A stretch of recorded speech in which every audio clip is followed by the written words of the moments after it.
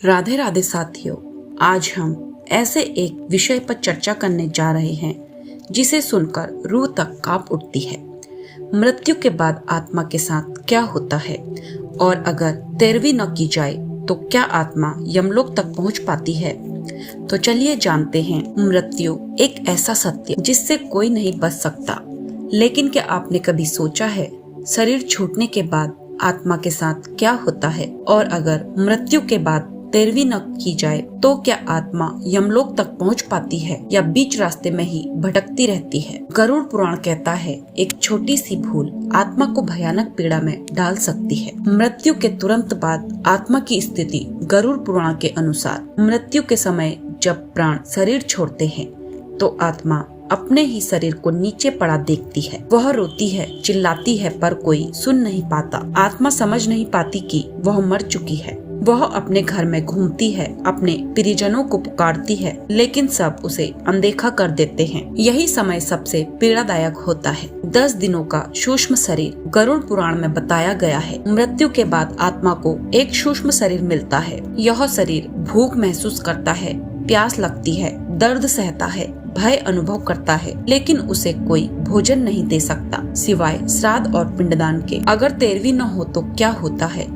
अब ध्यान से सुनिए, क्योंकि यही से शुरू होता है भयावह सत्य। नंबर 1, आत्मा को मार्ग नहीं मिलता। गरुड़ पुराण कहता है, तेरवी के बिना आत्मा को यमलोक जाने का मार्ग नहीं मिलता। वह पृथ्वी और यमलोक के बीच भटकती रहती है। न वह इस लोक की रहती है और न उस लोक की। नंबर 2, यमदूत आत्मा को स्वीकार नहीं करते। जब आत्मा यमलोक की ओर जाती है, यमदूत पूछते हैं, क्या तुम्हारा पिंडदान हुआ है? क्या तेरवी संपन्न हुई है? अगर उत्तर नहीं होता है तो यमदूत कहते हैं, तुम्हारा मार्ग अधूरा है, लौट जाओ, और आत्मा भटका दिया जाता है। नंबर 3, प्रेत योनि में फंसने का खतरा। गरुड़ पुराण का सबसे डरावना सत्य, जो आत्मा बिना तेरवी के रहती है वह प्रेत योनि में चली जाती है।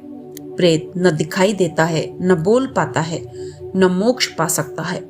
वह पेड़ों, सुनसान जगहों, शमशान, पुराने घरों में भटकता रहता है। यही कारण है कि पूर्वज कहते हैं, तेरवी कभी मत छोड़ो। पिंडदान का महत्व। गरुड़ पुराण कहता है, पिंडदान आत्मा का पहला भोजन है। अगर यह भोजन न मिले, आत्मा भूखी रहती है, वह अपार कष्ट झेलती है, उसकी यात्रा रुक जाती है। तेरवी के दिन दिया गया पिंड आत्मा को शांति देता है और उसे यमलोक की यात्रा योग्य बनाता है। 13वें दिन क्या विशेष होता है? तेरवी के दिन आत्मा का सूक्ष्म शरीर पूर्ण होता है, उसे नया मार्ग दिखाया जाता है, यमलोक का द्वार खुलता है। गरुड़ पुराण कहता है, तेरवी के बाद ही आत्मा को यमराज के दरबार में प्रस्तुत किया जाता है। अगर तेरवी न हो पाए तो क्या करें? गरुड़ पुराण समाधान भी देता है।